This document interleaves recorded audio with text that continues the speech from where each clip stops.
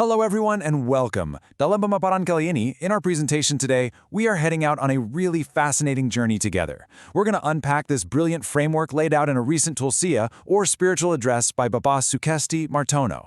It's an explainer that really gets into the profound mechanics of how we speak to one another every single day. I want you to think of this as a metaphorical journey, right?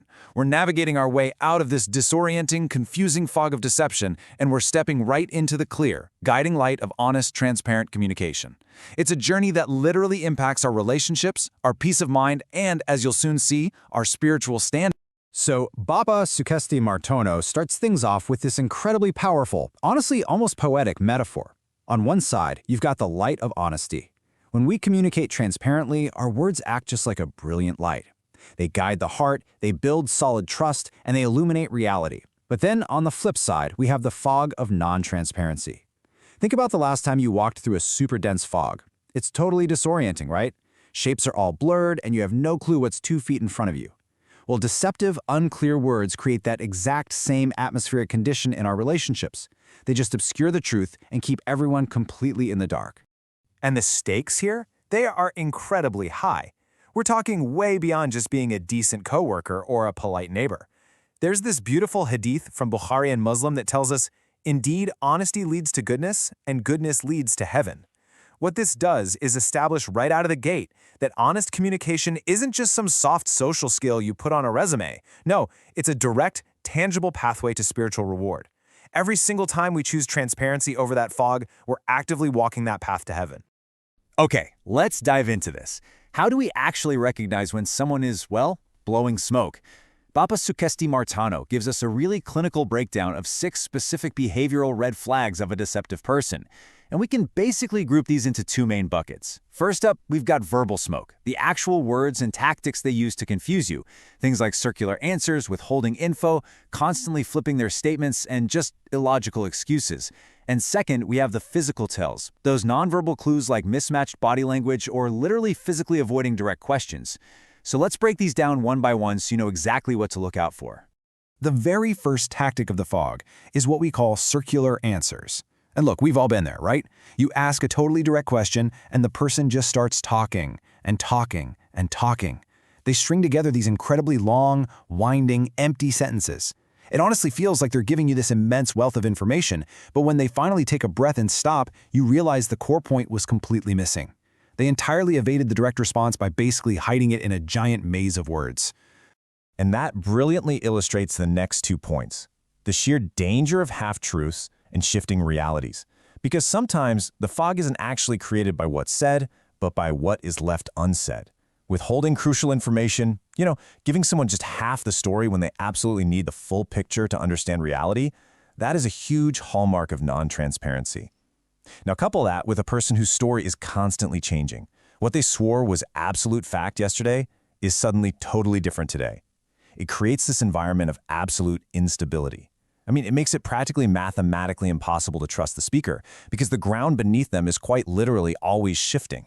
Now, what's really interesting about this slide is how our bodies naturally just want to tell the truth even when our words absolutely don't. We call this body language mismatch. A person might be spinning this perfectly logical web of words, but their eyes, they're darting everywhere, or their smile just looks incredibly tight and forced, or maybe they're trying to sound super enthusiastic, but their vocal tone is just strangely flat.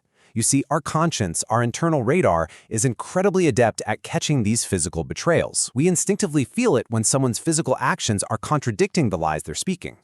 So what exactly happens when you push through all that verbal smoke and confront those physical tells? Well, you're going to encounter deflection tactics. When a deceptive person feels their fog starting to lift, they panic, big time. They might suddenly throw out these illogical, highly exaggerated excuses that just do not make any sense, or they'll aggressively shift the topic. And actually, very often, they'll use this sudden, totally unjustified anger to intimidate you and shut down your direct questions. But that anger? It's not real. It's just a defensive wall they throw up to maintain the fog. But looking at all these behaviors, we really have to pause here and ask a much deeper question. Is non-transparency really just about words? Is it just a matter of having some bad communication habits? Or is there something fundamentally much deeper going on inside that person? Well, the source material answers this question emphatically with a really profound Quranic verse from Surah Al-Ahzab. It says, "O you who have believed, fear Allah and speak words of appropriate justice." What this verse makes crystal clear is that true transparency isn't just some best practice for business or personal relationships. No, it's a direct mandate from the divine. Speaking the truth is literally intertwined with faith itself. So the absolutely crucial takeaway here is that communication is ultimately a matter of the heart. A person who communicates transparently is demonstrating true trustworthiness, what is known as Amanah. They are proving their character. On the flip side, someone who relies on that fog of deception, they aren't just tricking you, they're revealing their own weak integrity. And honestly, it gets worse, because by choosing dishonesty, they're actively shutting the door on their own spiritual light.